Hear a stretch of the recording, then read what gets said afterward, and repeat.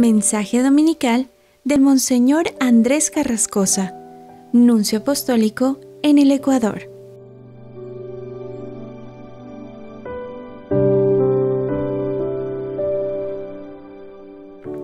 Queridos hermanos, feliz domingo 14 del tiempo ordinario, en el que leemos el Evangelio de Mateo, capítulo 11, versículos 25 al 30. Jesús dice: «Tomen mi yugo sobre ustedes y aprendan de mí, que soy manso y humilde de corazón, y encontrarán descanso». Jesús, por lo tanto, nos pide que imitemos su humildad. Y alguien podría decir: pero ¿de qué manera ha sido humilde Jesús? Porque si miramos los evangelios, no encontramos ninguna admisión de culpa en su boca, ni cuando habla con los hombres, ni cuando habla con el Padre. Él puede decir a sus adversarios: ¿quién de ustedes me puede convencer de pecado? Y él se proclama maestro y señor, dice que es más que Abraham, que Moisés, que Jonás, que Salomón, y proclama bienaventurados incluso los ojos que lo ven. Y por eso él puede decir: ¿dónde está la humildad de Jesús para decir: aprendan de mí que soy humilde? Pero aquí descubrimos una cosa importante sobre la humildad. La humildad no consiste principalmente en el ser pequeños y pobres, porque uno puede muy bien ser insignificante, pero ser arrogante al mismo tiempo. No consiste tanto en el sentirse pequeños y sin valor, porque esto puede nacer también de un complejo de inferioridad o de una mala imagen de sí mismo, y puede llevar a la depresión, al autolesionismo, en vez de a la humildad. No consiste tampoco en el declararse pequeños, porque muchos declaran que no valen nada, pero no se lo creen. O bien porque ese modo de hablar forma parte de la propia cultura, porque si la humildad consistiera en eso, los ingleses o los japoneses serían los pueblos más humildes de la tierra. Por lo tanto, la humildad no consiste principalmente en el ser pequeños, en el sentirse pequeños o en el declararse pequeños. ¿Y entonces en qué consiste? Consiste en el hacerse pequeños. En el hacerse pequeños por amor, para servir, para levantar a los demás. Así ha sido la humildad de Jesús. Él, que tenía forma de Dios y que se despojó de todo, se humilló asumiendo la forma de siervo para salvarnos. Por eso tiene perfectamente razón para decir: aprendan de mí que soy humilde. Verdaderamente humilde es solo Dios, porque en la posición en la que está, Dios no puede elevarse por encima de sí mismo, porque no hay nada encima de él. Solo puede bajar, rebajarse. Y es lo que hace todo el tiempo. Creando el mundo, se rebaja. Inspirando la Biblia, hace como un papá que se adapta a las palabras del niño para enseñarle. En la encarnación se rebaja. En la Eucaristía desciende. La historia de la salvación es la historia de este rebajarse, de estas humillaciones de Dios. Y esta idea era fascinante para San Francisco de Asís, que solía exclamar: miren, hermanos, la humildad de Dios. Y dirigiéndose a Dios decía: tú eres humildad. Por eso en el Cántico de las Criaturas él hace del agua el símbolo de la humildad. Alabado seas, mi Señor, por la hermana agua, la cual es muy útil y humilde y preciosa y casta. El agua es humilde porque si la dejas ir, siempre baja, hasta llegar al punto más bajo posible. El agua escoge siempre el último lugar para ella. Es lo contrario del vapor, que tiende siempre a subir hacia lo alto, y por eso justamente se le asocia al orgullo. Hay quien ha acusado el Evangelio de Jesús de haber introducido en el mundo la enfermedad de la humildad, oponiendo a ella el ideal de la voluntad de poder, decía Nietzsche, el filósofo. Pero después se vieron los frutos de esto. La humildad no solo no deprime al hombre, sino que lo hace auténtico, lo hace verdadero. La humildad es verdad. Es interesante notar una cosa: la palabra hombre, homo, en latín, está emparentada con la palabra humildad, humilitas, porque las dos derivan de humus, que es suelo.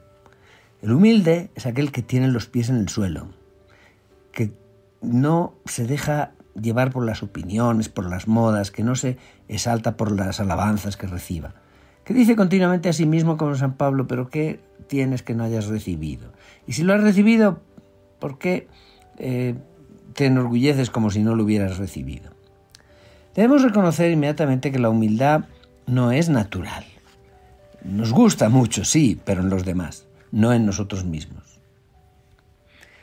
Se dice que más del 75% del cuerpo humano está constituido de agua, pero también escuché una vez decir que más del 75% del espíritu humano está constituido por el orgullo y la vanidad, porque hacemos de todo y damos codazos para pasar por encima de los demás. La psicología reconoce hoy el valor también terapéutico de la humildad. El psicólogo Jung, en un libro suyo, dice que todos los pacientes de una cierta edad que se habían dirigido a él sufrían por algo que se podía definir ausencia de humildad. Y no se curaban hasta que no aceptaban una actitud de respeto ante una realidad más grande que ellos mismos, es decir, una actitud de humildad. Entonces, ¿tenemos todos que rebajarnos, que renunciar a hacernos valer, a aspirar a grandes cosas? No. Un día Jesús dijo a sus discípulos, si uno quiere ser el primero, que se haga el último de todos y el siervo de todos. Y también a este propósito dijo, como ejemplo, que el Hijo del Hombre no ha venido para ser servido, sino para servir. O sea, dijo, si uno quiere ser el primero, por lo tanto es lícito querer ser el primero, de una manera excelente en la vida. Lo que cambia con el Evangelio es solo el camino para realizar esa aspiración legítima. Porque no consiste en elevarse sobre los demás, reduciéndolos a esclavos o a ser admiradores tuyos, sino en elevar a los demás sirviéndoles, ayudándoles a crecer. Como hace un buen papá que no desea tanto elevarse sobre sus hijos, sino elevar a sus hijos y hacer que sean grandes, incluso más grandes que él. Este no es un camino en el que uno será vencedor y todos los demás perderán, sino que eleva a todos a una competitividad que parece la ley de la selva. Se sustituye la solidaridad. Es el camino más digno incluso desde el punto de vista humano. Humildad no significa, por lo tanto, quedarse bajo los pies de todo el mundo y no reaccionar a la injusticia. No. El verdadero humilde sabe también luchar por la verdad, porque es libre él mismo. Y verdaderamente magnánimos son solo los santos. Más bien, ¿cuántos con la excusa de no quedarse bajo los pies de los demás no se dan cuenta que ponen a todos los demás bajo sus propios pies? Precisamente en el Evangelio de hoy, Jesús pone en luz el fruto más precioso de la humildad, que hace posible acoger la revelación divina, que predispone a creer. Por eso Jesús exclamó, te doy gracias, te alabo, Padre, Señor del cielo y de la tierra, porque has escondido estas cosas a los sabios y entendidos, y las has revelado a los pequeños, a la gente sencilla. El Evangelio ¿sería acaso hostil a la sabiduría o a la inteligencia y preferiría a estas la estupidez? Pues no. Aquí, pequeños no significa lo contrario de ser inteligentes, sino lo contrario de ser soberbios. El Evangelio no condena la sabiduría, sino el orgullo. Pero ¿no hacemos esto también nosotros? A quien nos acercamos y en quien confiamos nuestros secretos, no es a la persona que está llena de sí misma, que se crea, es una persona muy alta, no, más bien a la persona discreta, humilde, capaz de escuchar y de callarse. El orgullo estropea hasta las cosas más hermosas. Incluso la inteligencia y la belleza física, si no hay modestia, pierden su fascinación y exponen a la persona más al ridículo que a la admiración. Pero si la humildad es tan bonita, tenemos que trabajar para ser un poco más humildes. Un pequeño medio que nos hace crecer en la humildad es saber aceptar cualquier observación que nos viene de los demás, sin deprimirnos o sin reaccionar partiendo inmediatamente al contraataque, incluso antes de haber considerado si esa observación era justa o no. Miren, no llega a ser humildes sin aceptar alguna humillación. Nada ayuda tanto a desmontar las iras y las enemistades cuanto un sincero acto de humildad. Suceden las cosas pequeñas, ser el primero que da la mano o mostrar una sonrisa después de quizá una discusión entre marido y mujer, una palabra, pedir disculpas entre colegas de trabajo, incluso entre adversarios políticos. Todo esto crea una atmósfera más serena, porque hace caer el resentimiento, hace que todo sea mucho más sencillo. El verdadero vencedor es el que ha sido el primero en ese acto de humildad.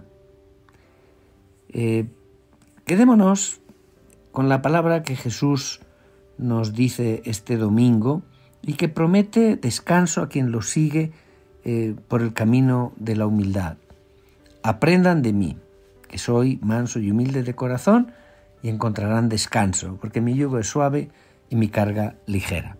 Queridos hermanos, que tengan un feliz domingo y que Dios les bendiga.